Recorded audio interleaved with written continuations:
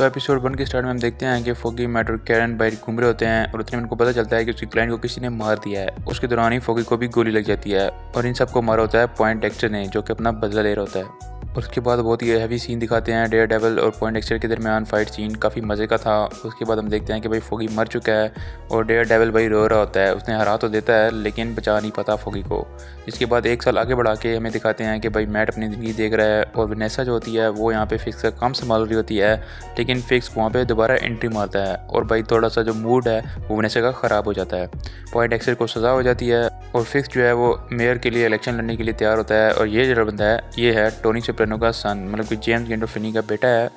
और खैर एंड पे हमें सुनाई देता है कि भाई साहब के इलेक्शन जीत चुका है, कि अब न्यू मेयर है फिस्क मेयर बन चुका है और उसकी स्पीच दे रहा होता है। और उतने में हम देखते हैं कि भाई वाइट टाइगर सब में एंटर होता है, जहाँ पे दो लोग एक बंदे को मार रहे होते हैं और वहाँ पे उसको बचाने के चक्कर में भाई एक बंदा मारा जाता है जो कि पुलिस वाला होता है। तो फिर मैट उसको कहता है भाई मैं तुम्हारे लिए फ्री केस लड़ूंगा और उसके बाद भाई कोर्ट सीन दिखाया जाता है जहाँ पे उस पर कोई प्रूफ नहीं होता। फिर उस पुलिस वाले की मौत पे जाता है तो भाई वहाँ पे कमिश्नर उसको सुना देता है भाई बिल्ली दूध की रखवाली करने आ गया है। उसके बाद भाई वो मैट के बंदे उसके घर जाते हैं तो उसको पता चलता है कि भाई यही वाइट टाइगर है। तो फिर मैट उसको बोलता है भाई तूने मुझे बताया क्यों नहीं। वो कहता है भाई यूं यूं यूं बात थी। तो उसके बाद भाई फिस्क कमिश्नर रिज़ाइन देने आता है और भाई फिस्क उसको डरा देता है सही गंदे वाला, जिसके बाद वो भी रिज़ाइन नहीं देता और फिर पुलिस की कमान संभाल लेता है। तो जिस बंदे को वाइट टाइगर बचा रहा था समय में मैट उसके घर पहुंचता है, उसको कहता है यहाँ से निकल जाओ। उतने में पुलिस वाले आ जाते हैं उसको मारने के लिए क्योंकि वो एक ही गवाह होता है।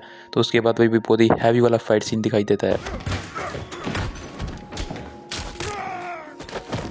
और यहाँ पे हो जाता है एपिसोड 2 ख़त्म।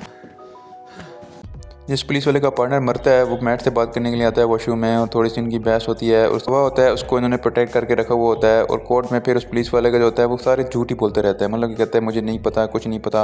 और उसके बाद जब उसको गवाह को लाने लगते हैं तो वही पुलिस वाला उसको मारने के लिए पहुंचता है, लेकिन वो दूसरे रास्ते से पहुंच जाते हैं कोर्ट में। लेकिन ये गवाह जो होता है ये भी डर जाता है सारे पुलिस वालों को देख के, भाई शायद मुझे ना मार दें या मेरे बेटे को ना मार दें या कुछ कर न दें। तो इसलिए ये भी झूठ बोल देता है कि मैं वहाँ पे था ही नहीं। फिर लोग आते हैं जिनको वाइट टाइगर ने बचाया होता है तो वो सारी अपनी स्टोरी सुनाते हैं कि वाइट टाइगर कितना अच्छा है, यूँ है यूँ है।